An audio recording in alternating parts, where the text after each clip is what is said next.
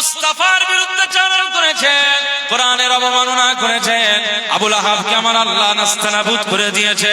আবু লাহাবের স্ত্রী কোরআনের অবমাননা করেছে, মুস্তাফা কামলিওয়ালা আল্লাহ রাসূলকে কষ্ট দিয়েছে, তা আমার আল্লাহ পাক আবু লাহাবের স্ত্রীকে আমার আল্লাহ নাস্তানাবুদ করে দিয়েছে। আবু জাহাল কোরআনের অবমাননা করেছে, তা আমার আল্লাহ পাক আবু জাহালকে নাস্তানাবুদ করে দিয়েছে।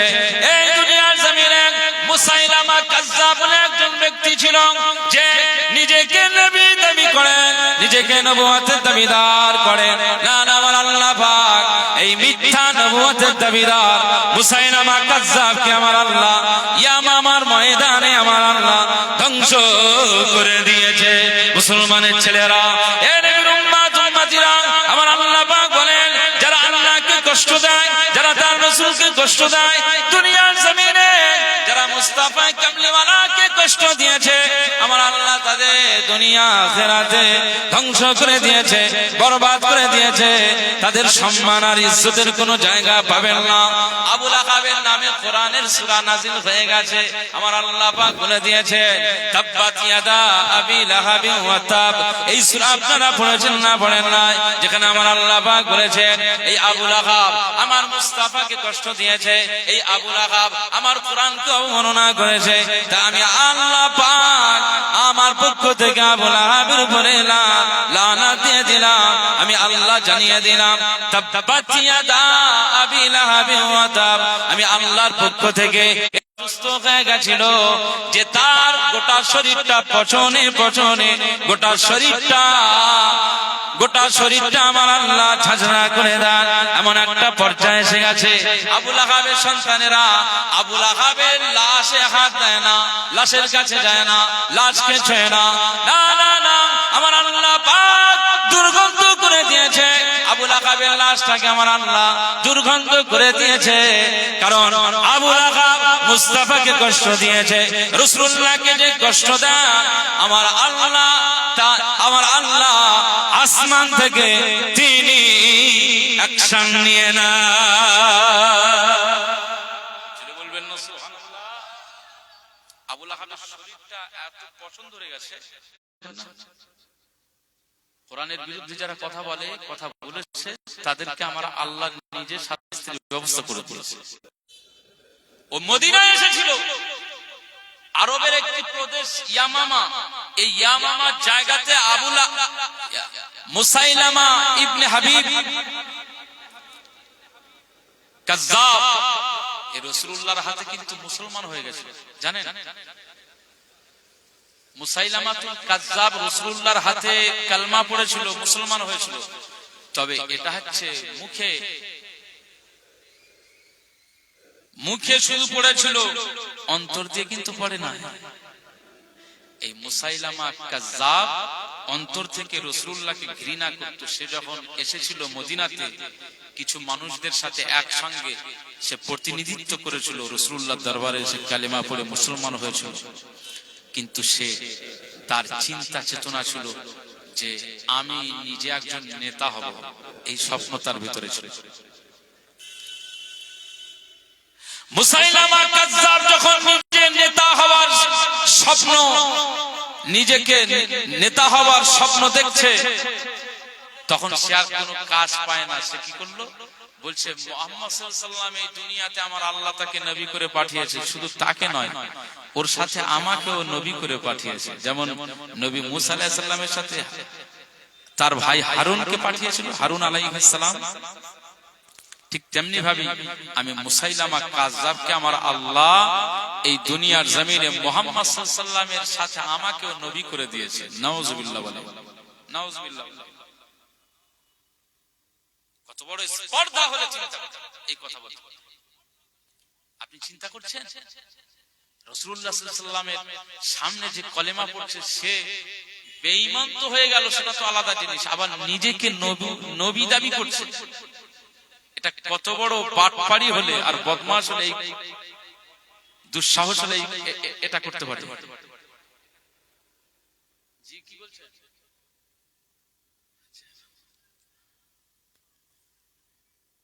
মুসাইলামা কাজ্জাব মুহাম্মদ সাল্লাল্লাহু আলাইহি ওয়াসাল্লাম হুজুরের কাছে বলছেন, তার জামানাতে বলছেন আমি নবী। মুসলমানের ছেলেরা, এ নবীর উম্মত উম্মতিরা, খুব খেয়াল করে শুনুন। এই যুগে আমাদের এটা আকীদা, এটা আমাদের সাফ করতে হবে। আকা মাওলা রাসূলুল্লাহ সাল্লাল্লাহু আলাইহি ওয়াসাল্লাম ঘোষণা করেন, আনা খাতামুন নবিয়্যিন লা নাবিয়্যা বা'দি, আমার পর আমি হলাম শেষ নবী। আমার আল্লাহ আমাকে শেষ নবী করে দিয়েছেন। আমার পরে কোন নবী আসবে না, আমার পরে কেউ নবী হবে না। লা নাবিয়্যা বা'দি, আমার পর কেউ নবী হবে না, বরং আমার আল্লাহ পাক নবী আদম আলাইহিস সালাম থেকে আর মুহাম্মদ সাল্লাল্লাহু আলাইহি ওয়াসাল্লাম পর্যন্ত দুনিয়াতে যে নবীদের সিরিয়াল রেখেছিল, আমি মুহাম্মদ সাল্লাল্লাহু আলাইহি ওয়াসাল্লাম পর্যন্ত আমার আল্লাহ এই সিরিয়ালটা রেখে দিয়েছে। সিরিয়ালটা বন্ধ হয়ে গেল। আমার পরে কিয়ামত পর্যন্ত কোন নবী আসবে না। কিয়ামত পর্যন্ত যত মানুষ আসবে, সেই সমস্ত মানুষগণ আমি নবী মুহাম্মদ সাল্লাল্লাহু আলাইহি ওয়াসাল্লামের অনুসারী হবে।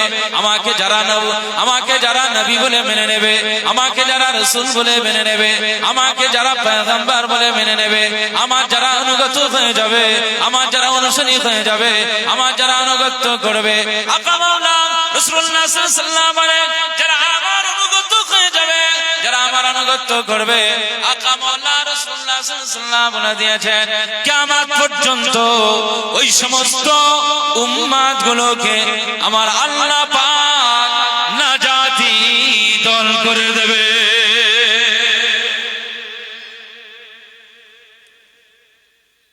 রাসূলুল্লাহকে আপনি মানবেন না গোলাম আহমদ মির্জা কাদিয়ানীকে মানবেন? সেও নবী দাবি করেছে। নবীজির পরে আরো সব নবী দাবি করছে। এখন তো আর মামুলি ব্যাপার হয়ে গেছে, শুধু আপনি বললেই হবে, ব্যাস মুখ দিয়ে শুধু উচ্চারণ করলেই হবে। আমি পড়াশোনা করিনি, হাফিজ হয়নি, অথচ আমি বলছি হাফিজ। তো হাফিজ সবাই বলছে হাফিজ। আমি মাওলানা পড়িনি, আমি বলছি আমি মাওলানা। তো সবাই বলছে হ্যাঁ মাওলানা মাওলানা। আমি পীরের জায়গা এখনো পৌঁছাতে পারিনি, আমি বলছিলাম আমি পীর। তো সবাই বলছে হ্যাঁ পীর। আল্লাহু আকবার। জাস্টিফাই, যাচাই বাছাই, চিন্তা ফিকির আর গবেষণা, এগুলো আমাদের প্রয়োজন আছে। মুসলমানের ছেলেরা, এ নবীর উম্মত উম্মতিরা, খুব খেয়াল করে শুনুন। আজ এই মেট্রোপলিটন গ্রামে আপনাদেরকে সতর্ক করি, না আমার আল্লাহকে কষ্ট দেবেন না, না আমার রাসূলুল্লাহকে কষ্ট দিবেন না। এমন কাজ আপনার দ্বারা যাতে না হয় যে কাজের দ্বারাতে আমার আল্লাহ কষ্ট পেয়ে যান, আমার মুস্তাফা কামলিওয়ালা কষ্ট পেয়ে যান। আমার আল্লাহ পাক বলে, যারা আল্লাহকে কষ্ট দেয়, রাসূলুল্লাহকে কষ্ট দেয়, লাহুম আযাবাম মুহিনা, আমি আল্লাহ পাক তাদেরকে শাস্তিদায়ক জায়গা রেখে দিয়েছি, তাদের জন্য অনেক কষ্টে, অপমানজনক কষ্টের জায়গা বানিয়ে দিয়েছি।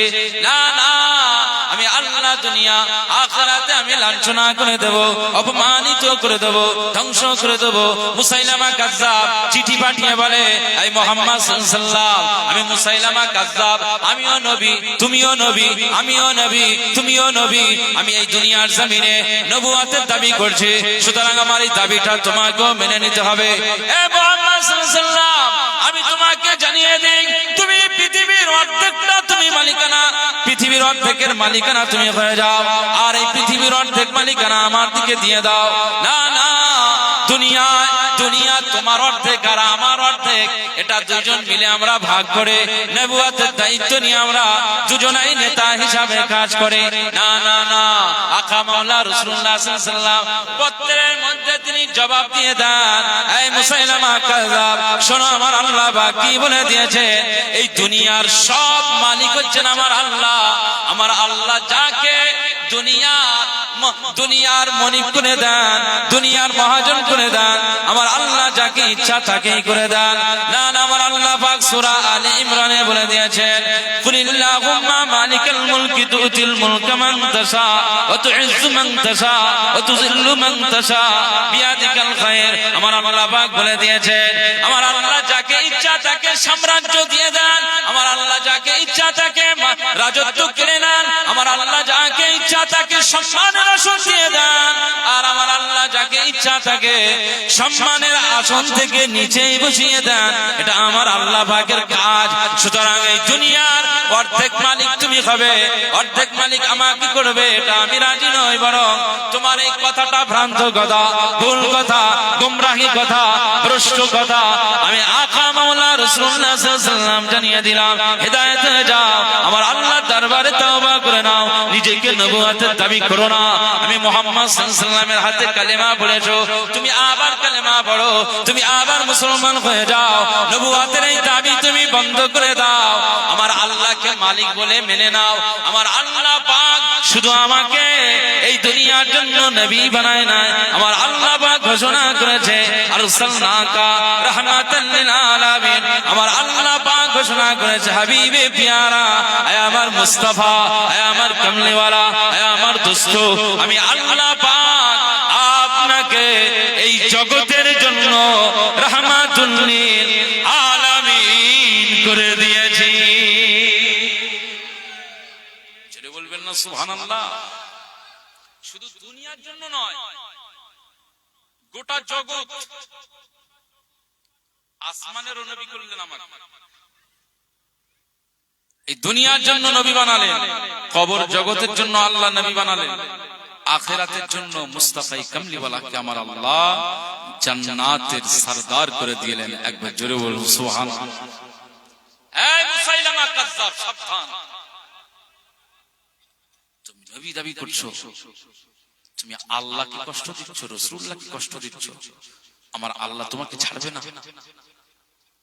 ইয়ামামার যুদ্ধ হয়েছিল 11 হিজরিতে হযরত আবু বকর সিদ্দিক রাদিয়াল্লাহু আনহুর সময়। এই ভণ্ড নবীর বিরুদ্ধে সে তো উচ্ছৃঙ্খল পরিবেশ তৈরি করে, মানুষকে নিয়ে উত্তক্ত করে, মুসলমানদের সাথে একটা ডিভাইড সিস্টেম করে। এই মুসাইলামা কাজ্জাবের বিরুদ্ধে হযরত আবু বকর সিদ্দিক রাদিয়াল্লাহু আনহু ইয়ামামার যুদ্ধেতে, ইয়ামামার ময়দানে ওয়াহশী রাদিয়াল্লাহু আনহু, যিনি জীবনে একটা ভুল করেছিল, তখন তিনি ঈমান আনেননি, আমির হামজা রাদিয়াল্লাহু আনহুকে ওয়াহশী রাদিয়াল্লাহু আনহু উহুদের ময়দানে তিনি প্রথম নূর নবীজির চাচা জান হযরত আমির হামজা রাদিয়াল্লাহু আনহুর উপরে তলোয়ার চালিয়েছেন। পরবর্তী যখন ঈমান নিয়ে আসেন, নবীজির চাচা জানের যে তলোয়ার চালিয়েছিল এই জন্য বিশাল কেঁদেছিলেন। তিনি সবসময়ের জন্য কাঁদতেন যে আল্লাহ, আমি কত বড় অন্যায় করেছি, উহুদের ময়দানে রাসূলুল্লাহ সাল্লাল্লাহু আলাইহি ওয়াসাল্লামের চাচা জান হযরত আমির হামজা রাদিয়াল্লাহু আনহুর উপরে আমি যে কষ্টটা দিয়েছি, রাসূলুল্লাহ সারা জীবন এইটা কষ্ট পেয়েছিলেন। আমির হামজা রাদিয়াল্লাহু আনহুর জন্য রাসূলুল্লাহ সারা জীবন কষ্ট পেয়েছিলেন, তিনি আমির হামজা হুজুরের কথা বলতে পারেন না। তো মুসাইলামা কাজ্জাবকে ইয়ামামা যুদ্ধে এই ওয়াহশী রাদিয়াল্লাহু আনহু তিনি তাকে কতল করে দিয়েছিলেন, হত্যা করে দিয়েছিলেন। তো সেদিনে বলেছিলেন পৃথিবীর ভিতরে সবচাইতে উৎকৃষ্ট এবং শ্রেষ্ঠ যদি কাজ আমার দ্বারাতে হয়ে যায় তো আজকে ইয়ামামার ময়দানে আমি সেটা করিয়ে দেখিয়ে দিলাম। একবার জোরে বলুন সুবহানাল্লাহ। ভণ্ড নবীর বিরুদ্ধে আমি প্রতিবাদ, তাহলে প্রতিবাদের দরকার আছে না নেই? অন্যায়ের বিরুদ্ধে প্রতিবাদ যদি আপনি না করেন তাহলে কবে প্রতিবাদ করবেন? ইসলাম আপনাকে প্রতিবাদ প্রতিরোধ করা শেখায়। লাগামহীন কেউ মন্তব্য করলে তার বিরুদ্ধে আমাদের প্রতিবাদ থাকবে। ইসলাম স্বতন্ত্র মর্যাদা নিয়ে চলছে। আমরা ইসলামের অনুসারী। ব্যক্তিগতভাবে আমি যদি চুরি করি, চোর হিসাবে আমাকে সাজা দাও। ব্যক্তিগতভাবে আমি যদি অন্যায় করি, ব্যক্তিগতভাবে তুমি আমাকে সাজা দাও। আইনের আদালতে তোলো, মামলা করো। কিন্তু আমার ইসলামের বিরুদ্ধে তুমি বিষোদ্গার করলে এক্ষেত্রে আমি ছেড়ে কথা বলবো না। কথা বলেন ঠিক কিনা? তুমি মসজিদের বিরুদ্ধে কথা বলবে, এটা আল্লাহর ঘর। সুতরাং আমি একজন মুসলমান, আমার চোখের সামনে আমি একজন ঈমানদার, আমার চোখের সামনে মসজিদের বিরুদ্ধে কথা হবে, মসজিদ ভেঙে দেওয়ার পরিকল্পনা করা হবে, মসজিদ ধ্বংস করে দেওয়ার কথা হবে, তার ষড়যন্ত্র এবং এই অলিক স্বপ্ন দেখা, এটা যদি তোমরা বাস্তবায়ন করার চেষ্টা করো তাহলে আমরা ঈমানদাররা এর জন্য প্রতিরোধ গড়ে তুলবো এবং প্রতিবাদের জন্য আমরা রাস্তায় নেমে যাব। এবং মনে রাখতে হবে হাবিবুল্লাহ আমাদের মুস্তাফা কামলিওয়ালা, যিনি আমাদের নেতা, যিনি আমাদের সরদার, যিনি আমাদের সরকার, কুল কায়নাতের যিনি রহমত, সেই রহমাতুল লিল আলামিনের বিরুদ্ধে যারা কথা বলবে তাদেরকে আমরা ছেড়ে কথা বলবো না। তুমি আমার বিরুদ্ধে যা ইচ্ছা তাই করো ঠিকই, কিন্তু আমার মুস্তাফার উপরে যদি কুনজরে তাকাও তোমার চোখ উপড়ে ফেলবো। কথা বলেন ঠিক কিনা? এর জন্য প্রতিবাদ আমাদের তার প্রতিমা। মুসলমানের ছেলেরা, হে নবীর উম্মত উম্মতিরা, খুব খেয়াল করে শুনুন। আকা মাওলা রাসূলুল্লাহ সাল্লাল্লাহু আলাইহি ওয়াসাল্লাম তাই ঘোষণা করেছেন, মান রাআ মিনকুম মুনকারা, তোমার চোখের সামনে যদি কোনো অন্যায় কাজ দেখো, কেউ যদি অন্যায় কাজ করে, কেউ যদি গর্হিত কাজ করে, কেউ যদি ইসলামের বিরুদ্ধে কথা বলে, কেউ যদি আল্লাহর বিরুদ্ধে কথা বলে, কেউ যদি তোমাদের নবীজির বিরুদ্ধে আঙুল তোলে, না না, তুমি মুসলমান, তুমি একজন ইমানদার, তোমার প্রতিবাদ করতে হবে, সেটাকে প্রতিরোধ করতে হবে, অন্যায়ের বিরুদ্ধে তোমাকে পথে নামতে হবে।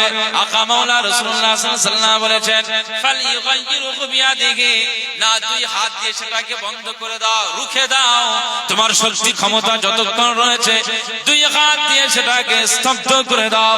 আকা মাওলা রাসূলুল্লাহ সাল্লাল্লাহু আলাইহি ওয়াসাল্লাম বলেন, আমার সাহাবীরা, আমার উম্মত উম্মতিরা, আমি আকা মাওলা রাসূলুল্লাহ সাল্লাল্লাহু আলাইহি ওয়াসাল্লাম দিন ও দুনিয়ার বাদশা হাবিবুল্লাহকে, নবী জনাবে মুহাম্মদ রাসূলুল্লাহকে সাল্লাল্লাহু আলাইহি ওয়াসাল্লাম জানিয়ে দিলাম, যদি তুমি এটা করতে না পারো, ফাইল্লাম ইয়াস্তাতি, যদি এটা তোমার দ্বারা সক্ষম না হয়, তাহলে ফাবি লিসানিহি, তুমি এটা জবান দিয়ে প্রতিবাদ করো। তোমার মুখ রয়েছে, এই মুখ দিয়ে তুমি প্রতিবাদ করো, স্লোগান দাও, তাদেরকে প্রতিহত করার চেষ্টা করো। নূর নবীজি আমাদেরকে এই শিক্ষা দিলেন, অন্যায়ের বিরুদ্ধে গর্জে উঠতে হবে। না না, যদি তুমি প্রতিবাদ না করো, আল্লাহর দরবারে ছাড় পাবে না, আল্লাহর দরবারে তুমি ছাড় পাবে না। আকা মাওলা রাসূলুল্লাহ সাল্লাল্লাহু আলাইহি ওয়াসাল্লাম বলেছেন, না না, ফাইল্লাম ইয়াস্তাতি, যদি এটাও সম্ভব না হয়, তাহলে ফাবি কলবিহি, আকা মাওলা রাসূলুল্লাহ সাল্লাল্লাহু আলাইহি ওয়াসাল্লাম বলেছেন, যদি এটাও সম্ভব না হয়, তাহলে অন্তর থেকে তোমাদের ঘৃণা করতে হবে।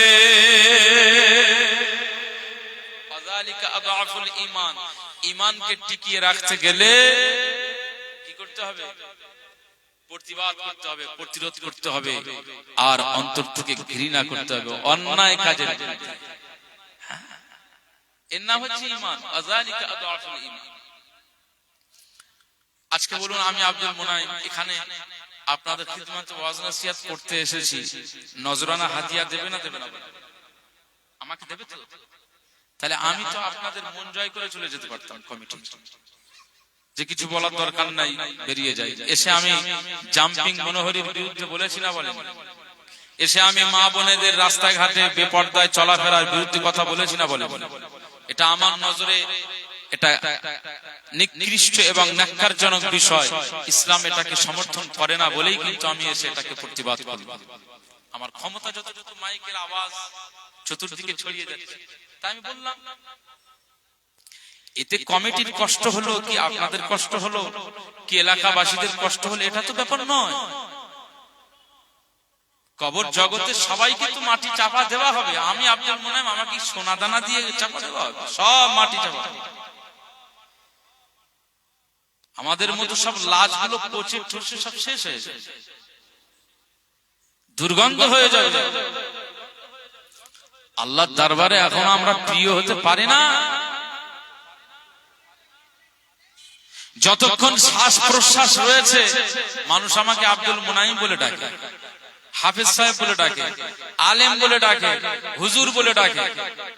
যেদিনে আমার এই শ্বাস প্রশ্বাস বন্ধ হয়ে যাবে, শেষ নিঃশ্বাস বার হয়ে যাবে, সেই দিনে আমার নাম সব বন্ধ করে দেবে, আমার নাম ঘোষণা সব বন্ধ হয়ে যাবে। আই কার্ড, আধার কার্ড গুলো নিয়ে শুধু একদিন কাজে লাগবে, সেটা হচ্ছে পঞ্চায়েত অফিসে ডেথ সার্টিফিকেট এবং অরিজিনাল সার্টিফিকেট বানানোর জন্য এটাই কাজে লাগবে, এছাড়া আর কাজে লাগবে না। কথা বুঝতে পারছেন? মরণ একদিন হবেই হবে, ভালোভাবে চলতে হবে। মরণ একদিন হবেই হবে, আল্লাহকে খুশি করে চলতে হবে।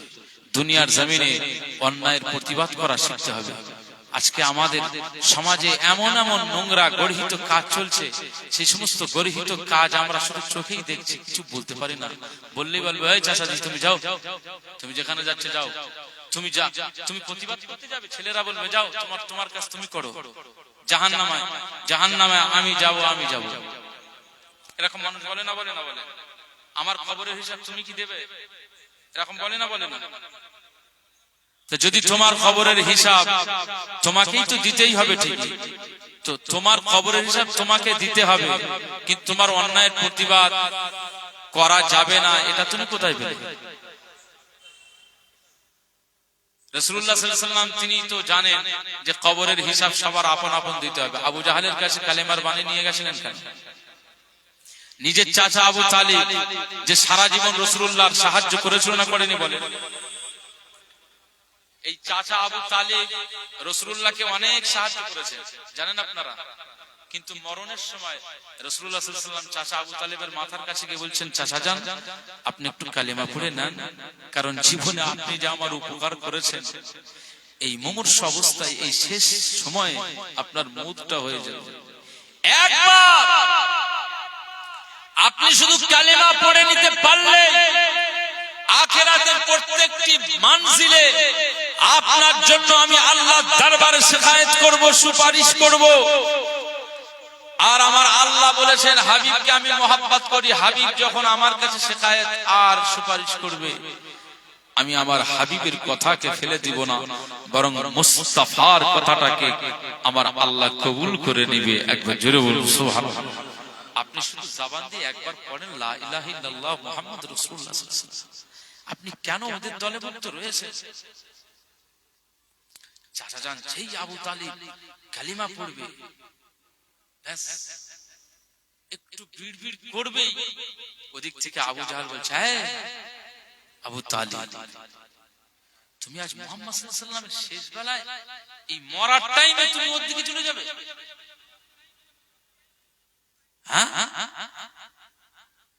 রাসূলুল্লাহ সাল্লাল্লাহু আলাইহি ওয়াসাল্লামের কি দরকার ছিল যে তার পাশে গিয়ে তাকে বলা যে তুমি কলেমা পড়ো, তোমার কবরের দায়িত্ব, আখিরাতের দায়িত্ব আমি রাসূলুল্লাহ নিয়ে নেব, তোমাকে একটু নাজাতের জায়গাটা যেন আমি দেখতে পাই। কারণ আমার সব চাচাদের মধ্যে চাচা আমিরে হামজা হুজুর ইমানের কালেমা পড়েছে, আমি খুব খুশি। আমার চাচা আব্বাস রাদিয়াল্লাহু আনহু তিনি কালেমা পড়েছে, আমি খুশি। আমার চাচা আবু লাহাব সে কালেমা পড়তে পারে না, বরং আমার সারা জীবন দুশমনি করেছে।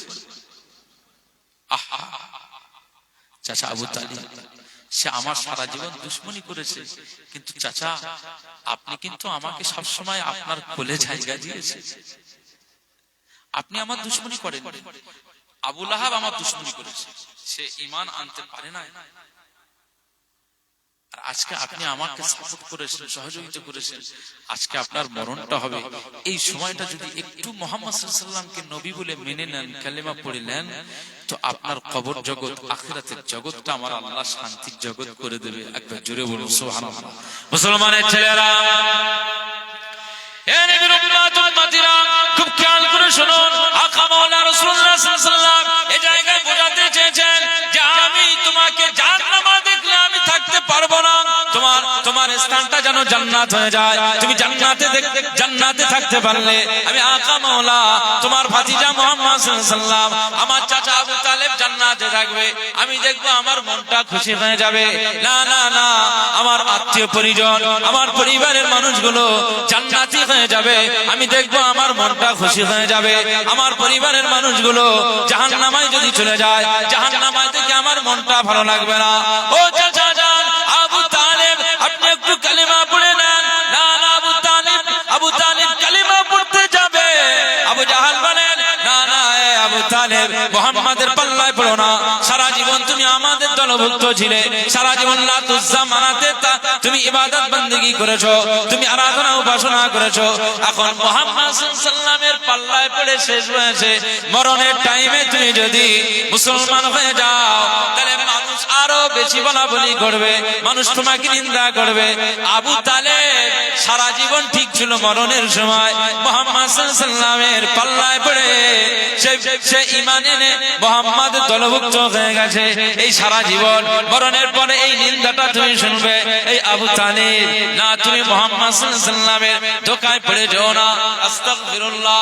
আকা মাওলানা রাসূলুল্লাহ সাল্লাল্লাহু আলাইহি ওয়াসাল্লাম মরণের সময় তার কাছে গিয়েছে যাতে জাহান্নামী না হয়ে যায়, কবরে আযাব যাতে না হয়, আখিরাতে যেন শাস্তির মধ্যে না পড়ে যায়।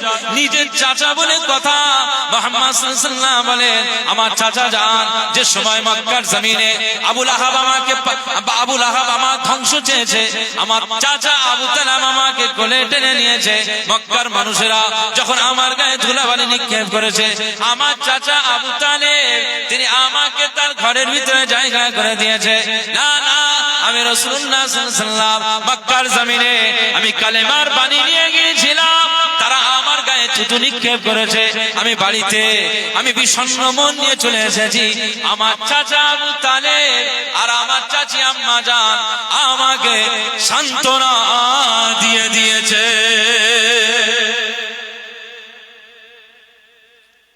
এই চাচা জান আমাকে যা উপকার করেছে, এখন আমার চাচা জান জাহান্নামায় যদি যায় আমি এটা দেখে আমার ভালো লাগবে না। আমার চাচা জান যদি জাহান্নামী হয় আমার এটা দেখে ভালো লাগবে। এই জন্য জান্নাতি হওয়ানোর জন্য রাসূলুল্লাহ মৃত্যুর দোরগোড়ায় গিয়ে তাকে ঈমান আনানোর চেষ্টা করেছেন। একবার জোরে বলুন সুবহানাল্লাহ। আর ওদিক থেকে আবু জাহাল বলছে তুই মুখটা ঘুরিয়ে নে, খবরদার মুখ ফসকে লা ইলাহা ইল্লাল্লাহ মুহাম্মাদুর রাসূলুল্লাহ সাল্লাল্লাহু আলাইহি ওয়াসাল্লাম যেন না আর হয়ে যায়। এভাবে মুখ ঘোরাতে ঘোরাতে তার মরণটা হয়ে গেছে। আমার আল্লাহ পাক কোরআনের আয়াত নাযিল করেছেন, ইন্নাকা লা তাহদি মান আহবাবতা ওয়ালাকিন্নাল্লাহা ইয়াহদি মান ইয়াশা। আমার হাবিব, আপনি যতই চেষ্টা করেন মানুষকে হেদায়েত করার, হেদায়েতের মালিক তো আপনি নন। ওয়ালাকিন্নাল্লাহা ইয়াহদি মান ইয়াশা, বরং হেদায়েতের মালিক হচ্ছেন আল্লাহ। আপনি আপনার কাজ করেছেন, আপনি আপনার দায়িত্ববোধটুকু যতটুকু ছিল আপনি পালন করেছেন, আপনার দায়বদ্ধতা থেকে আপনি বেঁচে গেছেন। কিন্তু হেদায়েতের মালিক আমি আল্লাহ।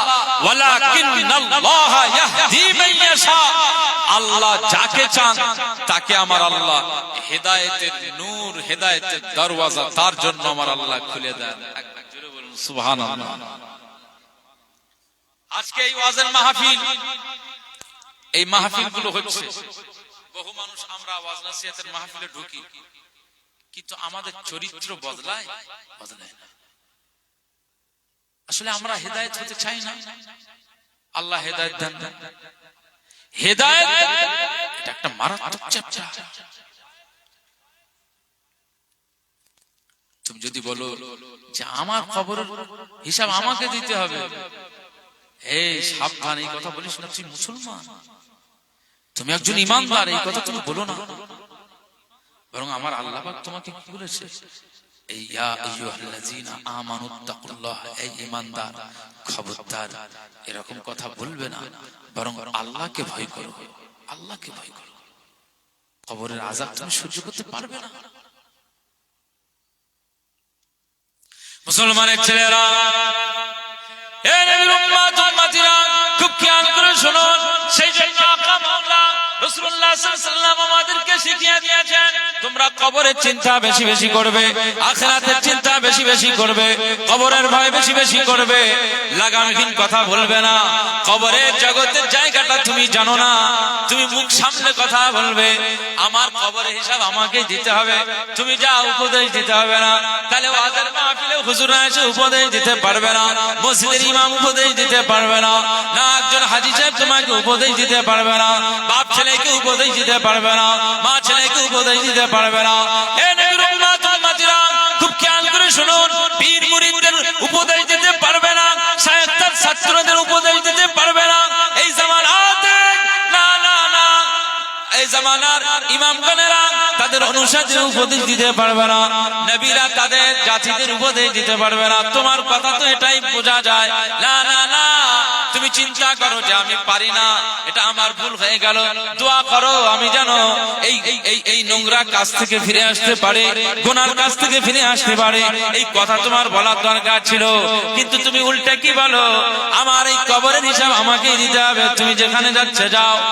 আমি পাবজি খেলবো, আমি ফ্রি ফায়ার খেলবো, আমি মদে চুমুক লাগাবো, আমি লোন নেব, আমি সুদ খাবো, আমি লটারি খেলবো, আমি জুয়া খেলবো, আমি গাঁজা খাবো, তুমি আমাকে উপদেশ দিতে পারবে না, তুমি আমাকে সৎ পরামর্শ দিতে পারবে না, তুমি আমার প্রতিবাদ করতে পারবে না, তুমি আমাকে রুখে দিতে পারবে না। আমি পরের বাগানে চুরি করবো, পরের দোকানে লুটপাট করবো, না না না, পরের মাল আত্মসাৎ করবো, তুমি আমার উপদেশ দিতে পারবে না, তুমি আমাকে সৎ পরামর্শ দিতে পারবে না।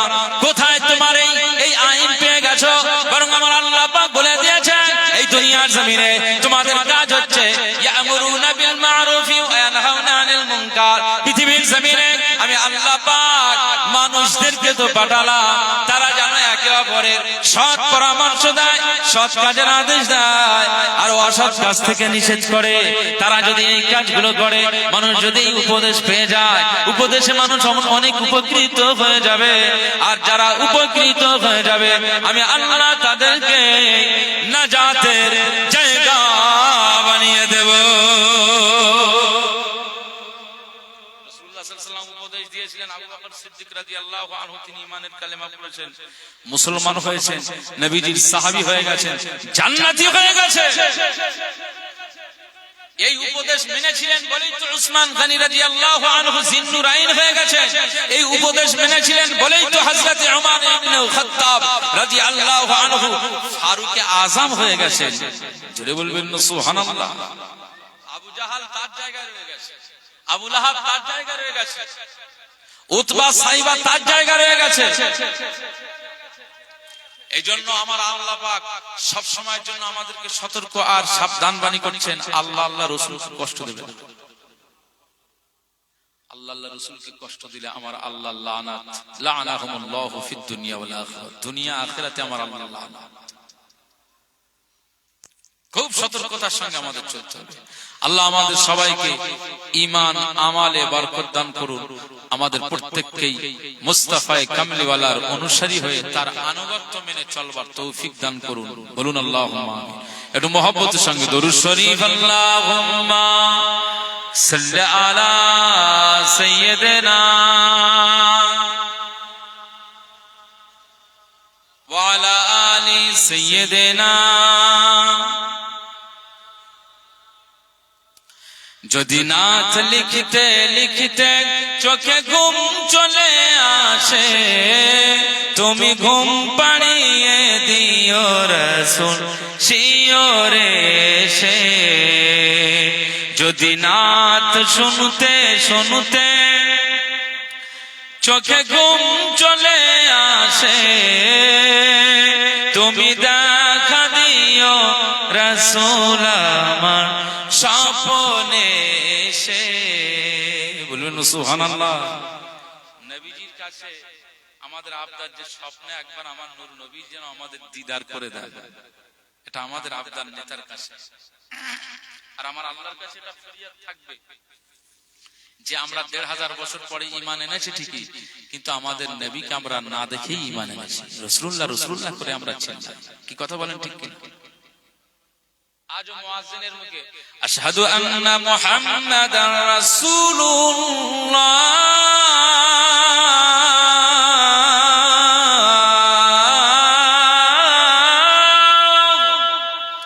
এটা আমরা আজ মসজিদের মুয়াজ্জিনের জবান মোবারক থেকে আমরা শুনি, কিন্তু যে আশহাদু আন্না মুহাম্মাদার রাসূলুল্লাহ সাল্লাল্লাহু আলাইহি ওয়াসাল্লাম, এটা আমরা এখনো আমাদের নবীকে চোখে দেখিনি। একবার জোরে বলুন সুবহানাল্লাহ। না দেখেই আমরা নবীকে মহব্বত করি। কথা বলেন ঠিক কিনা? এই ২-৪ মাস আগে সেই ইউপিতে একটা জায়গাতে ওই যে আই লাভ মুহাম্মদ সাল্লাল্লাহু আলাইহি ওয়াসাল্লামের ব্যানার নিয়ে একটু ঝামেলা হয়ে গেছিল না? যে টাঙিয়েছিল তার বিরুদ্ধে থানায় মামলা করেছে এবং তাকে ওইটা ব্যানার লাগানো তারা আটকে দিয়েছিল। এই আটকে দেওয়ার কারণে আজ শুধু ভারতবর্ষ নয়, গোটা পৃথিবীর সব আশিকে রাসূলরা কি করেছে, যে তুই একটা ব্যানার বন্ধ করে দিবি লাগানো, তামাম পৃথিবীর সব আশিকে রাসূলরা সব ওই আই লাভ মুহাম্মদ সাল্লাল্লাহু আলাইহি ওয়াসাল্লামের ব্যানার প্রতিটি গ্রামে গ্রামে, গঞ্জে গঞ্জে, মহল্লায় মহল্লায়, শহরে নগরে লাগিয়েছে না লাগায়নি? বলে এটা মহব্বত। আমার নবীজিকে তোরা কটূক্তি করবি, আমার নবীজি ছোট করবি। আমার আল্লাহ পাক বলেছেন যে ইউরিদুনা আন ইউতফিউ নূরাল্লাহি বিআফওয়াহিহিম ওয়া ইয়াবাল্লাহু ইল্লা আন ইউতিম্মা নূরাহু ওয়ালাউ কারিহাল কাফিরুন। পৃথিবীর কাফেররা মনে করে যে আমরা আল্লাহর লাইটকে, আল্লাহর আলোকে আমরা ফু দিয়ে নিভিয়ে দেব। আমার আল্লাহ বলছেন যে বিআফওয়াহিহিম, তারা মনে করে যে তাদের ফুঁক দিয়ে আমার লাইট, আমার জ্যোতিকে তারা নিভিয়ে দিতে চায়। আমি আল্লাহ বলছি ওয়ায়াবাল্লাহু ইল্লা আন ইউতিম্মা নূরাহু, বরং আমি আল্লাহ বলছি তারা যত ফু দেবে তত আমার জ্যোতি আরো জ্যোতির্ময় হয়ে যাবে। একবার জোরে বলুন সুবহানাল্লাহ। তোরা মুহাম্মদ সাল্লাল্লাহু আলাইহি ওয়াসাল্লামকে যত বেইজ্জতি করবি তত আমার মুহাম্মদ সাল্লাল্লাহু আলাইহি ওয়াসাল্লামের ইজ্জত আমি আল্লাহ বাড়িয়ে দেব। যত তার শান সম্পর্কে কুরুচিকর মন্তব্য করবি আমি আল্লাহ পাক তার শানকে আরো বুলন্দ করে দেব। যত বেশি মুহাম্মদ সাল্লাল্লাহু আলাইহি ওয়াসাল্লাম নিয়ে তোরা নিচে নামাতে যাবি তত বেশি আমি আল্লাহ আরো সুন্দর মর্যাদা দিয়ে দেব। একবার জোরে বলুন সুবহানাল্লাহ।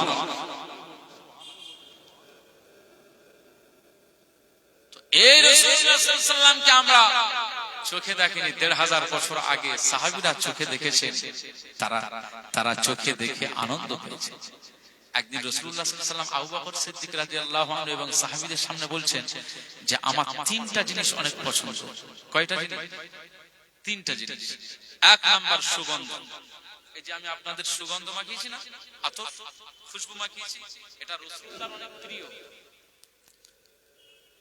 রাসূলুল্লাহর অনেক প্রিয়। তিনি বলেন আমি খুশবুকে, সুগন্ধকে অনেক ভালোবাসি। একবার জোরে বলুন সুবহানাল্লাহ। এজন্য আপনারা যারা এখানে বসে রয়েছেন, ওয়াজ শুনছেন, আপনাদের কাছে আমার অনুরোধ থাকবে, এই যে আমি খুশবু মাখালাম, এটা আমার উদ্দেশ্য যে এটা জান্নাতি পরিবেশ, সেজন্য জান্নাতি পরিবেশটা দুর্গন্ধ হয়ে থাকবে না, এটাকে সুবাস করে তুলতে হবে। আমার রাসূলুল্লাহকে, আমার রাসূলুল্লাহ সাল্লাল্লাহু আলাইহি ওয়াসাল্লাম তিনি সুগন্ধকে ভালোবাসতেন। আজকে জান্নাতের টুকরাটা যদি সুবাসে সুবাসিত হয়ে যায়, আমার আল্লাহ এটা নাজাতের ওসিলা করে দেবে। একবার জোরে বলুন সুবহানাল্লাহ। মুসলমানের ছেলেরা, এ নবীর উম্মত উম্মতিরা, খুব খেয়াল করে শুনুন। আকা মাওলা রাসূলুল্লাহ সাল্লাল্লাহু আলাইহি ওয়াসাল্লাম বলেন আমি সুগন্ধকে ভালোবাসি। আর ২ নম্বরে আমি আমার আল্লাহকে সিজদা দিতে ভালোবাসি। আমি দুনিয়ার জমিনে সবচাইতে আমার আল্লাহর সিজদা দিতে বেশি ভালোবাসি। যত বেশি আমি সিজদা দিই তত বেশি আমার মনটা খুশি হয়ে যায়। আমার রব্বে কারীমের সামনে আমার মাথাটা ঝুঁকিয়ে দিতে পারলে মুহাম্মদ সাল্লাল্লাহু আলাইহি ওয়াসাল্লামের মনটা তত বেশি খুশি হয়ে যায়। এ নবীর উম্মত উম্মতিরা, খুব খেয়াল করে শুনুন। আকা মাওলা রাসূলুল্লাহ সাল্লাল্লাহু আলাইহি ওয়াসাল্লাম বলেন ৩ নম্বরে আমার আরেকটি কাজ আমার বড় পছন্দ, আমি মহব্বত করি। সেটা হলো আমার নেক বিবিদেরকে আমি মহব্বত করি। আমার যত আহলিয়া রয়েছে আমার পরিবারের, আমার সব আহলিয়া দিগকে আমি অনেক মহব্বত করি, ভালোবাসি। নেক বিবিদেরকে ভালোবাসা সুন্নাত, এই ভালোবাসাটা আমার আল্লাহ পাকের দান। রাসূলুল্লাহ বলেন স্ত্রীদেরকে আমি মহব্বত করি, আমি সুগন্ধকে ভালোবাসি। আর আমার আল্লাহর জন্য সিজদা দেওয়াটাকে আমি রাসূলুল্লাহ আমি বড়ই পছন্দ করি।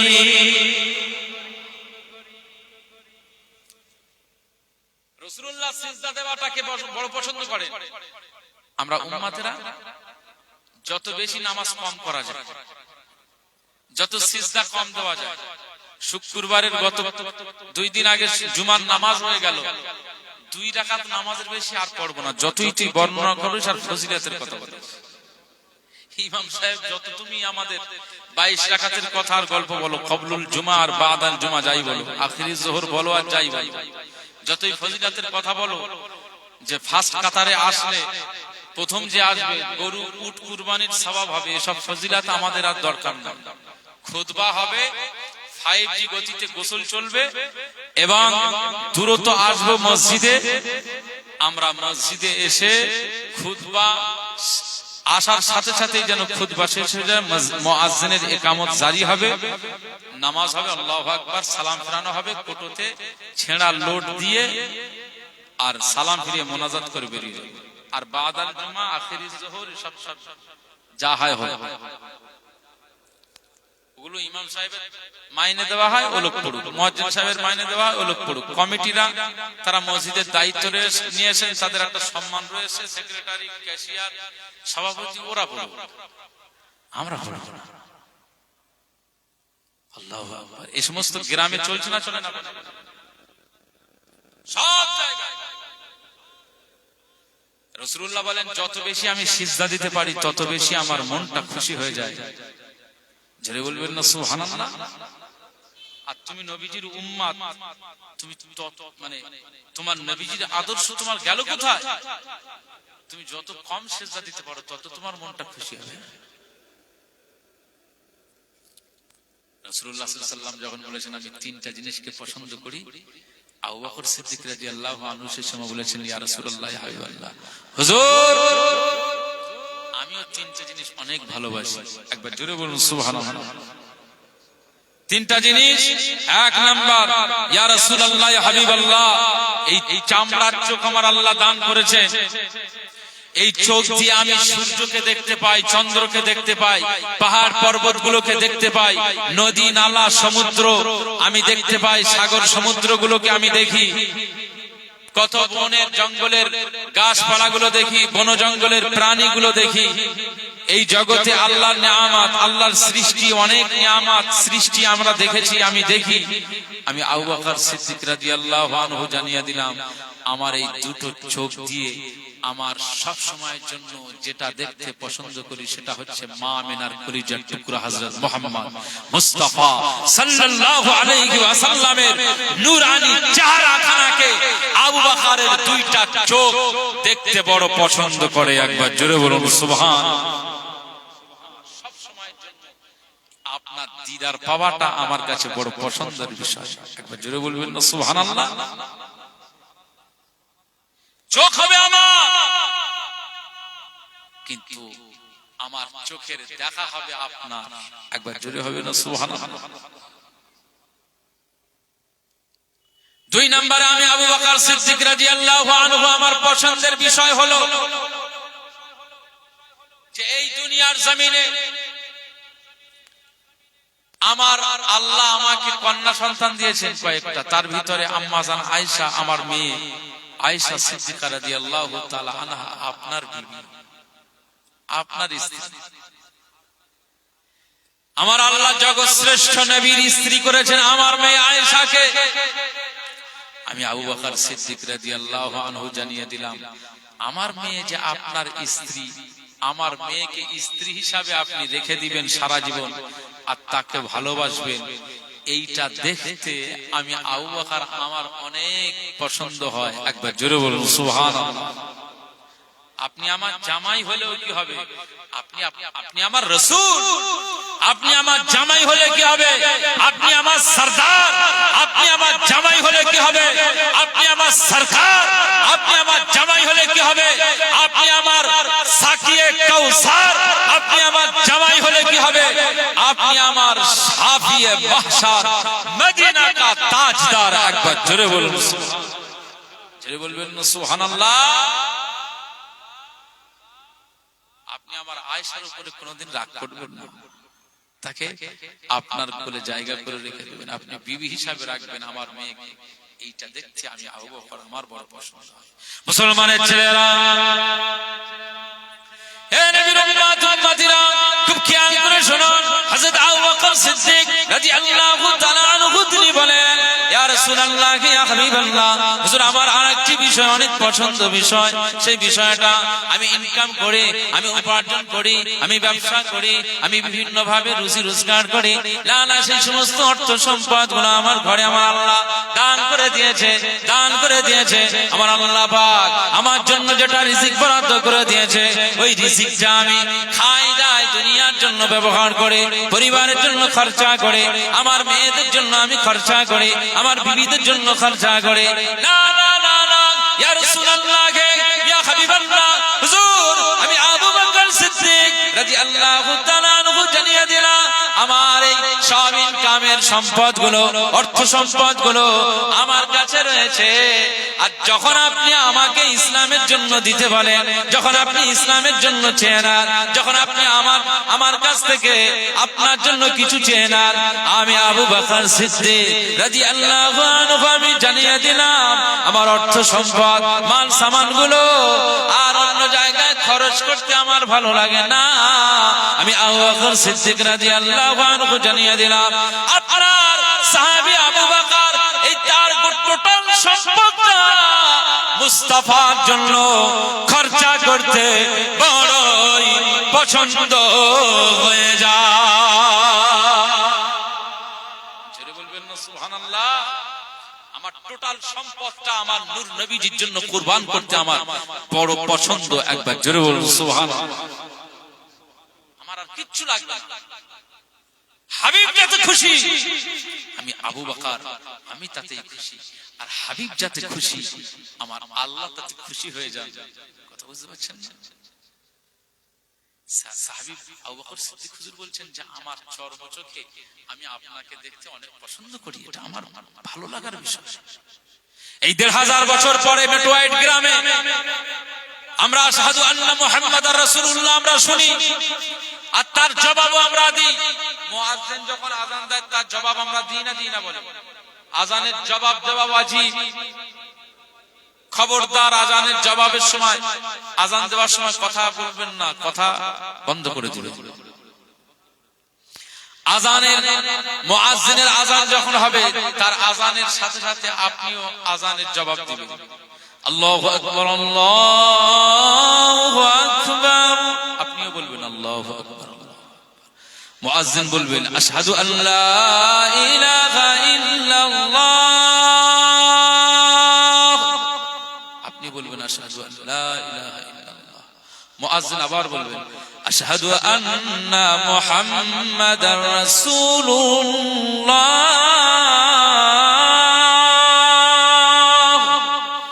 আপনিও জবাব দিবেন কি আশহাদু আন্না মুহাম্মাদার রাসূলুল্লাহ সাল্লাল্লাহু আলাইহি ওয়াসাল্লাম। মুয়াজ্জিন আশহাদু আন্না মুহাম্মাদার রাসূলুল্লাহ বলবে, আপনি শুধু সাল্লাল্লাহু আলাইহি ওয়াসাল্লাম বলবেন না। মুয়াজ্জিনের আশহাদু আন্না মুহাম্মাদার রাসূলুল্লাহ তিনি যেমন বলবেন, আপনিও শোনার সাথে আপনিও বলবেন আশহাদু আন্না মুহাম্মাদার রাসূলুল্লাহ। কথা বুঝতে পারছেন? প্রথমে আপনি বললেন আশহাদু আল্লা ইলাহা ইল্লাল্লাহ, আল্লাহ আপনাকে সাক্ষ্য দিচ্ছি যে আপনি ছাড়া কোনো ইলাহা নাই। মুয়াজ্জিন বলছে আশহাদু আন্না মুহাম্মাদার রাসূলুল্লাহ, আমি আরো সাক্ষ্য দিচ্ছি মুহাম্মদ সাল্লাল্লাহু আলাইহি ওয়াসাল্লাম হচ্ছেন আল্লাহর রাসূল। একবার জোরে বলুন সুবহানাল্লাহ। মুয়াজ্জিন যখন ঘোষণা করছে আপনি একজন ওই মসজিদের মুক্তাদি বা আপনি একজন সামে, আপনি শ্রবণকারী শুনছেন, আপনিও ওই জবাবে বলবেন আশহাদু আন্না মুহাম্মাদার রাসূলুল্লাহ, আমিও সাক্ষ্য দিচ্ছি যে আল্লাহ, আরো সাক্ষ্য দিচ্ছি যে মুহাম্মদ সাল্লাল্লাহু আলাইহি ওয়াসাল্লাম হচ্ছেন নিশ্চয়ই আল্লাহর রাসূল। একবার জোরে বলুন সুবহানাল্লাহ। আহা, এবারে পরিবর্তন হবে কি? মুয়াজ্জিন বলবে হাইয়া আলাস সালাহ,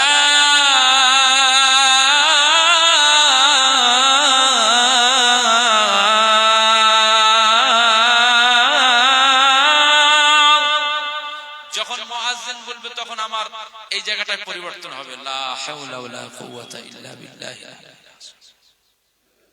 কারণ হাইয়া আলাস সালাহ বললে মুয়াজ্জিন যে কথাটা বলছেন আসলে ওটা মুয়াজ্জিনের কথা না, ওটা আমার আল্লাহর কথা। একবার জোরে বলুন সুবহানাল্লাহ।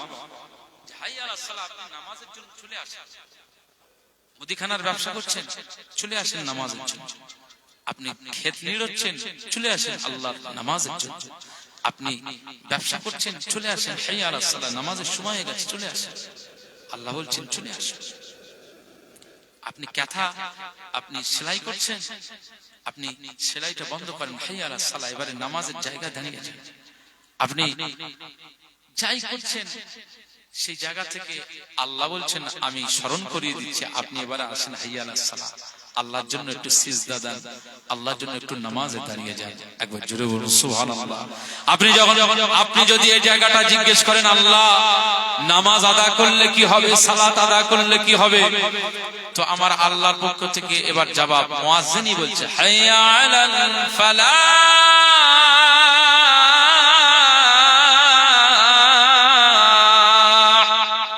একবার জোরে বলুন আল্লাহু আকবার। মুয়াজ্জিন হাইয়া আলাল ফালাহ বলে আপনার আপনার জবাব দিচ্ছে। আপনি মনে করছেন এই কাঁথা সেলাই করছে নামাজ পড়বো, এই ব্যবসা করছে আবার নামাজ পড়বো, কি হবে, এক্ষুনি দুটো খরিদ্দার পালিয়ে যাবে। আর আপনার আল্লাহ বলছেন না, আপনি নামাজে দাঁড়িয়ে গেলে হাইয়া আলাল ফালাহ, তুমি এসব কল্যাণের জন্য, এর পরে তোমার যেটা আমার আল্লাহ তোমার জন্য বরাদ্দ করেছেন, একবার জোরে বলুন সুবহানাল্লাহ। তাহলে হাইয়া আলাস সালাহ, হাইয়া আলাল ফালাহের জায়গা আপনাকে শুধু আলাদা বাক্য উচ্চারণ করতে হবে, লা হাওলা ওয়ালা কুওয়াতা ইল্লা বিল্লাহিল আলিয়্যিল আযীম।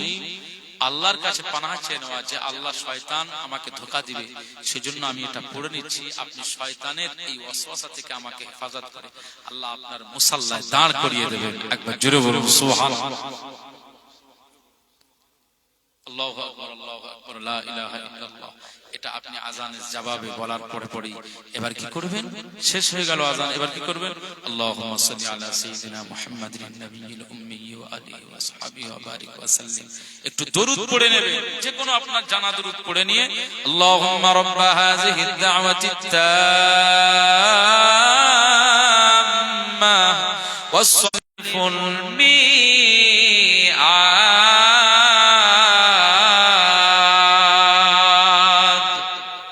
সুবহানাল্লাহ। এই দোয়া আপনি যখন পড়ে নেবেন, রাসূলুল্লাহ সাল্লাল্লাহু আলাইহি ওয়াসাল্লাম বলছেন, আযানের সাথে কেউ যদি জবাব দেয়, আযানের পর, আযান শোনার পরে কেউ যদি আমার শানে দরুদ পড়ে নেয়, আর তারপরে যখন এই দোয়াটা পড়ে সে যখন মাসাহ করবে, দোয়া পড়া হয়ে যাবে, আমি রাসূলুল্লাহ তার জন্য খুশখবরি সুসংবাদ দিয়ে দিলাম, ওই ব্যক্তিটার জন্য আমার থেকে সুসংবাদ, আখিরাতে ওই ব্যক্তিটা আমার শাফাআত আর সুপারিশ পেয়ে যাবে, একবার জোরে বলুন সুবহানাল্লাহ। জোরে হবে না? রাসূলুল্লাহর সুপারিশ পাওয়া, এটা আপনি যা তাই মনে করেছেন? তাকদীরের ব্যাপার। তাহলে সুপারিশ অর্জন করতে গেলে আপনার আযানের জবাব দেওয়া লাগবে। আযানের শোনা কথা বলা যাবে না, আযানের জবাব দিতে হবে। এর সাথে সাথে আযান শেষ হয়ে গেলে নবীজির শানে দরুদ পড়তে হবে। আর এর পাশাপাশি আল্লাহর দরবারে আল্লাহুম্মা রাব্বা হাযিহিদ দাওয়াতিত তাম্মাহ ওয়াস সালাতিল কায়িমা, এই দোয়াটা করতে হবে। যদি এটা করতে পারেন তাহলে মুস্তাফার সুপারিশ আপনার তাকদীরে আমল লিখে দেবে, একবার জোরে বলুন সুবহানাল্লাহ। সেই রাসূলুল্লাহ সাল্লাল্লাহু আলাইহি ওয়াসাল্লামকে আমরা সারা জীবন শুনেছি, চোখে দেখি। আবু বকর সিদ্দিক হুজুর বলছেন, আমি চর্ম চোখে দেখেছি, আমার দেখতে ভালো লাগে। এই ১৫০০ বছর পরে আমরা রাসূলুল্লাহকে দেখতে পাই না, কিন্তু জীবনে একবারও চিন্তা করেছেন যে আমার নবীকে একবার দেখার ইচ্ছা জাগায়? এটা কোনোদিন মনে করেছেন যে আমার রাসূলুল্লাহকে একটু দেখতে চাই? নামাজের মুসল্লি একটু দোয়া চেয়েছেন যে আল্লাহ আমাকে একটু আমাদের নবীজি, আমাদের নেতার সাথে একটু দিদার করে দেন। মুসলমানের ছেলেরা, এর উম্মত উম্মতিরা, খুব খেয়াল করে শুনুন, কেউ যদি মুস্তাফার দিদার পেয়ে যায়, আকা মাওলা রাসূলুল্লাহ সাল্লাল্লাহু আলাইহি ওয়াসাল্লামের দিদার পেয়ে যায়, এই দিদারটা তার জন্য আমার আল্লাহ জাহান্নাম আর কবরের আযাব, জাহান্নাম আর আযাবটা আমার আল্লাহ তার জন্য maaf করে দেবে। আকা মাওলা রাসূলুল্লাহ সাল্লাল্লাহু আলাইহি ওয়াসাল্লাম বলেছে, কেউ যদি আমার দিদার খানা পেয়ে যায়, আমার স্বপ্নে যদি তার জিয়ারত নসিব হয়ে যায়, ওই উম্মতটির জন্য আমার আল্লাহ কবরের আযাব, জাহান্নামের আযাবকে আমার আল্লাহ হারাম করে দেবে। এজন্য দোয়াতে একটু বলবেন যে আল্লাহ আমাকে একটু দিদার দেন। যদি নাত লিখতে লিখতে চোখে ঘুম চলে আসে, তুমি ঘুম পাড়িয়ে দিও রাসূল শিয়রে এসে। যদি নাত শুনতে শুনতে চোখে ঘুম চলে আসে, তুমি দেখা দিও রাসূল আমার স্বপ্নে এসে। বলুন আল্লাহুম্মা আমিন, বলুন আল্লাহুম্মা আমিন। আমি শব্দ গাছি গানে তোমার ভাবনায়, কত সুর মেখে যে তারে মনের মতো সাজায়। আমি শব্দ গাছি গানে তোমার ভাবনায়, কত সুর মেখে যে তারে মনে যদি মনের মতো গাথা মনের মতো না হয়, মনের মতো সাজিয়ে দিও গান আমার হেসে, গান আমার হেসে।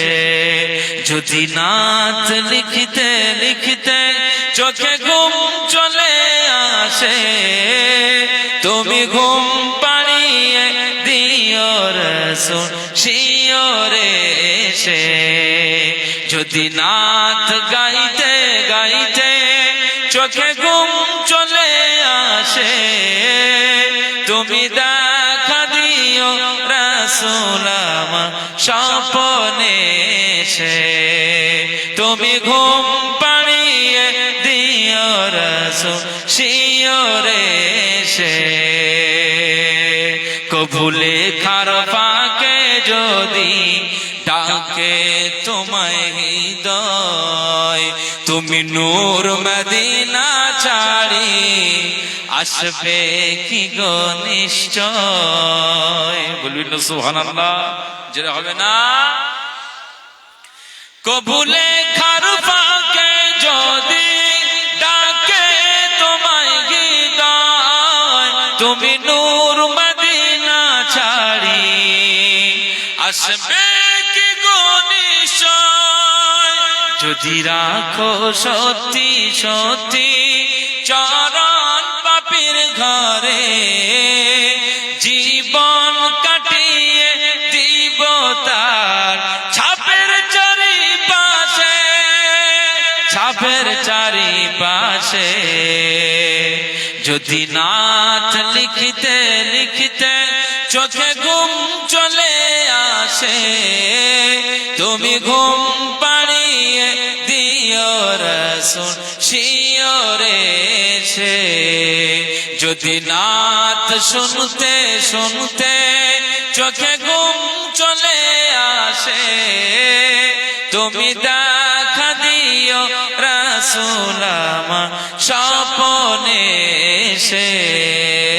আল্লাহুম্মা সাল্লি আলা সাইয়্যিদিনা ওয়া আলা আলি সাইয়্যিদিনা।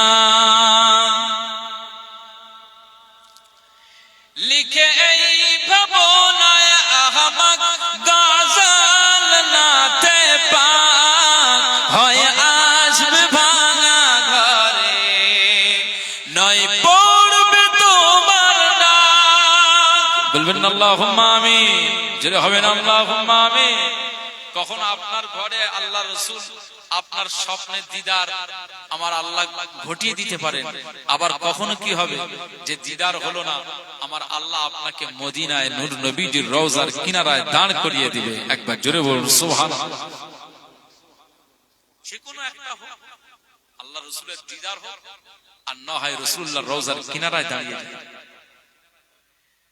আলহামদুলিল্লাহ, আমার মতো গুনাহগারকে আমার আল্লাহ একজন হাজী সাহেবের অবদান, তার ওসিলাতে আমি 2023-এ হজ করেছি, 24-এ এবং 25-এ উমরা করে এসে 3 বার গেছি রাসূলুল্লাহর রওজা আকদাসের কিনারায়।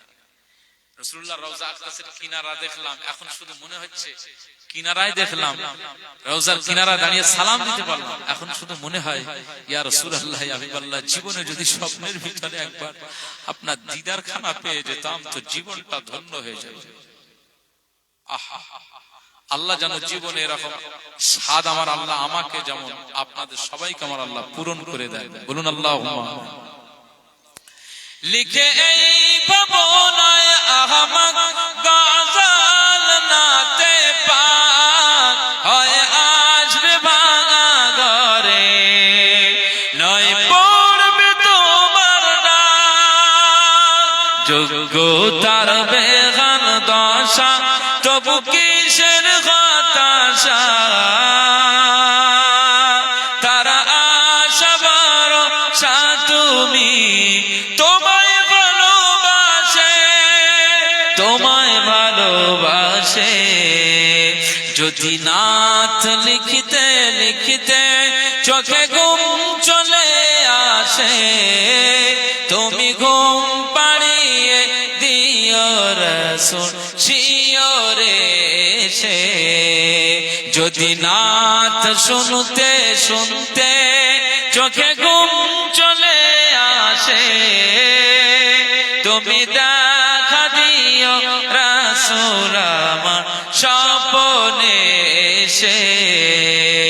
যদি নাত গাইতে গাইতে চোখে ঘুম চলে আসে, তুমি দেখা দিও রাসূল আমার স্বপ্নে এসে, তুমি ঘুম পাড়িয়ে দিও রাসূল শিয়রে এসে। আল্লাহুম্মা সাল্লি আলা সাইয়্যিদিনা ওয়া আলা আলি সাইয়্যিদিনা।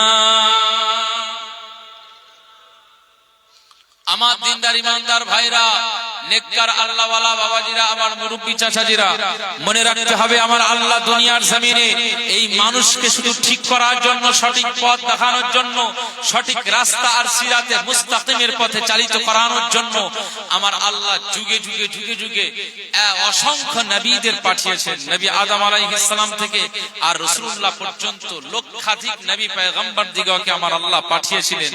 এই প্রত্যেক নবীদেরকে আমার আল্লাহ পাঠিয়েছেন, প্রত্যেক নবীদের মর্যাদা আর মাকাম আমার আল্লাহ দিয়েছিলেন না দেননি? বলে সবার মাকামকে আমার আল্লাহ আলা করে দিয়েছেন। রাসূলুল্লাহকে আমার আল্লাহ পাক বলেছেন, আমি আল্লাহ তামাম নবীদের ভিতর থেকে আমার কামলিওয়ালা মুস্তাফায়ে দো জাহা হাবিবুল্লাহকে, দিন ও দুনিয়ার বাদশা মুহাম্মদ রাসূলুল্লাহ সাল্লাল্লাহু আলাইহি ওয়াসাল্লামকে আমি আল্লাহ সমস্ত নবীদের থেকে আমি আল্লাহ আমার এই নবীকে চূড়ান্ত সম্মান আর ইজ্জত দিয়ে দিয়েছি। একবার জোরে বলুন সুবহানাল্লাহ। তো এই নবীকে যারা কষ্ট দেবেন আমার আল্লাহ বলছেন তাদেরকে লানাত দিলাম। তাহলে রাসূলুল্লাহর ক্ষেত্রে শুধু এটা না, যুগে যুগে যে সমস্ত নবীদের উপরে যারা চড়াও হয়েছিল আমার আল্লাহ তাদেরকে নাস্তানাবুদ করে দিয়েছে। কোনটা? আজকে আমি এই আলোচনাটা কেন করছি জানেন? এই জামানাতে মনে রাখতে হবে অন্য ধর্মের মানুষ নয়, আমাদের নিজেদের কওমের মানুষ একজন মুসলমান, নাম কে ওয়াস্তে মুসলমান, সেও কোরআনের বিরুদ্ধে কথা বলে, সেও কোরআনের উপরে আঙুল চালায়, সেও রাসূলুল্লাহর উপরে আঙুল চালায়। এরকম আসে না নাই? বলে এই বিয়াদবি বিষয়টা আমাদের সমাজ থেকে উৎখাত করতে হবে। এই আলোচনাগুলো দরকার রয়েছে। নবী মুসা আলাইহিস সালামের বিরুদ্ধে তার জাতি অর্থাৎ ফেরাউনের পক্ষ অবলম্বন করে যারা এই করেছিল, আল্লাহ তাআলা শায়েস্তা করেছিল না করেনি? বলে এটা আল্লাহর ওয়াদা, অ্যাকশন তার পক্ষ থেকে। নবী ইব্রাহিম খলিলুল্লাহ আলাইহিস সালামের বিপক্ষে যারা অবস্থান করেছিলেন আল্লাহ তাদেরকে শায়েস্তা করেছিল না করেনি? নবী জাকারিয়া আলাইহিস সালামের বিপক্ষে যারা অবস্থান করেছিলেন আমার আল্লাহ তাদেরকে নাস্তানাবুদ করেছিল না করেনি? নবী লূত আলাইহিস সালামের বিপক্ষে যারা অবস্থান করেছিলেন তাদেরকে আমার আল্লাহ শায়েস্তা করেছিল না করেনি? কথা বলে। এই যুগেও যারা আল্লাহ আল্লাহ রাসূলের বিরুদ্ধে কথা বলবে মনে রাখতে হবে ফিদ দুনিয়া ওয়াল আখিরাত, দুনিয়া আখিরাতে তাদের লাঞ্ছনার মধ্যে দিয়ে আমার আল্লাহ নাস্তানাবুদ ধ্বংস করে দেবে। শুধু অপেক্ষা করতে হবে। তবে আমাদের কাজ হচ্ছে আল্লাহর দরবারে যেমন তাদের বিরুদ্ধে আল্লাহর দরবারে দোয়া চাওয়া, আর এই দুনিয়াতে তাদের বিরুদ্ধে প্রতিবাদ প্রতিরোধ করা। এটা আমাদের কাজ। ইমানদার হতে পারবে। ইমানদার হতে গেলে হকের উপরে দাঁড়িয়ে থেকে আপনাকে চলতে হবে। আপনার নবীর বিরুদ্ধে কথা বলছে, আপনি যদি প্রতিবাদ না করেন তাহলে আল্লাহর দরবারে আপনাকে ছাড় হবে না, আপনি ছাড়া পাবেন না। আল্লাহর আসমান থেকে নাজিল হওয়া কোরআনুল কারীম, যেটা মুস্তাফায়ে কামলিওয়ালার উপরে 23টি বছর ধরে নাজিল করেছেন আমার আল্লাহ পাক, অবস্থার প্রেক্ষাপটে সময়ের সাথে সাথে আমার আল্লাহ পাক তিনি এই কোরআনুল কারীম 23টা বছর ধরে কোরআন অবতীর্ণ করেছেন। সেই কোরআনের বিরুদ্ধে যারা কথা বলে তাদের বিরুদ্ধে আমাদের মোকাবিলা প্রতিবাদের দরকার আছে না নাই? হাতে চুরি পরে বসে থাকবে বলা যাবে না, বললে সমস্যা আছে, কি হবে তার ঠিক নেই। মনে রাখতে হবে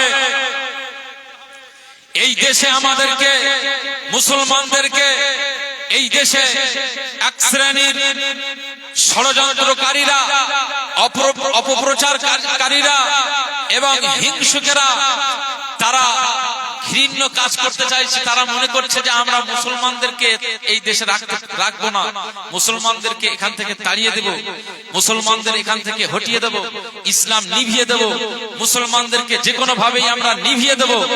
এটা অনেকেই ওয়ালিক স্বপ্ন দেখছে। তবে মনে রাখতে হবে আমরা আল্লাহকে বিশ্বাস করি, আল্লাহর উপরে আস্থাশীল, আল্লাহর উপরে আমাদের ঈমান। আর আমাদের নেতা সরদার হচ্ছে মদিনাওয়ালা কামলিওয়ালা, মদিনাওয়ালা কামলিওয়ালার অনুসারী আমরা। আমাদের ঈমানের পাওয়ারকে আমরা যদি মজবুত করতে পারি, নিশ্চয়ই আমার আল্লাহ কোরআনুল কারীমে ঘোষণা করেছেন ওয়ালা তাহিনু ওয়ালা তাহজানু ওয়া আনতুমুল আ'লাউনা ইন কুনতুম মুমিনিন। যদি তোমরা ঈমানদার হতে পারো, যদি তোমরা শক্তিশালী ঈমানওয়ালা হতে পারো, তাহলে আমি আল্লাহ ওয়াদা করছি যে পৃথিবীর কোন শক্তি তোমাদেরকে পরাস্ত করতে পারবে না। বরং আমি আল্লাহ জানিয়ে দিলাম তোমাদের বিরুদ্ধে যারা রয়েছে, আমি আল্লাহ জানিয়ে দিলাম তোমাদের যদি ঈমানের পাওয়ার যদি ঠিক থাকে, ইন কুনতুম মুমিনিন, যদি তোমাদের ঈমান মজবুতির সঙ্গে থাকে, আমি আল্লাহ ওয়া আনতুমুল আ'লাউন, আমি আল্লাহ তোমাদেরকে বিজয়ী করে দেব। একবার জোরে বলুন সুবহানাল্লাহ, জোরে বলবেন না সুবহানাল্লাহ। সরাসরি ইব্রাহিম আলাইহিস সালাম নমরুদের বিরুদ্ধে কি, নমরুদের কাছে কি তিনি তলোয়ার আর অস্ত্র শস্ত্র নিয়ে গেছিলেন? ছোট্ট মশা এসে নমরুদের নাকে চলে গেল। এই মশাটা কি করেছেন? নবী ইব্রাহিম খলিলুল্লাহ আলাইহিস সালামের একজন সৈন্য হিসাবে কাজ করেছেন। জোরে বলবেন না সুবহানাল্লাহ। আমার আল্লাহর হুকুম, যাও আমার নবী ইব্রাহিম খলিলুল্লাহ আলাইহিস সালামের পক্ষ থেকে তুমি যাও নমরুদের নাকের ভিতরে চলে যাও। ওই ছোট্ট মশাটা যখন নমরুদের নাকের ভিতরে চলে গেল, মস্তকে চলে গেল, মস্তকে যখন চলে গেলেন মাথায় অসুবিধা হয়। নমরুদ যখন দেখলেন যে আমার মাথায় এত অস্বস্তি সহ্য করতে পারি না, ও তখন নিজে নিজে মাথা টেপে মাথায় জোরে জোরে আঘাত করে, জোরে জোরে আঘাত করে। উনি দেখছেন যে জোরে জোরে আঘাত করলে বেশ মাথাটা স্বস্তি হচ্ছে। যখন জোরে জোরে আঘাত করে তখন মশাটা একটু কামড়ানো বন্ধ রাখে। কথা বুঝতে পারছেন? যেই বন্ধ রাখে, উনি যেই বাড়ি মারে, মশা তখন তার কামড়ানোটা দংশনটা বন্ধ রাখে। উনি দেখছেন তো বেশ মজা। কিন্তু যখন দংশন করা শুরু করছে, নমরুদ সহ্য করতে পারে। এমনি সাধারণত আমাদের মাথা যন্ত্রণা হলে, টিপ টিপ করলে বা বিভিন্ন গ্যাসের কারণে মাথায় যদি যন্ত্রণা শুরু হয়ে যায়, আমরা সহ্য করতে পারি না।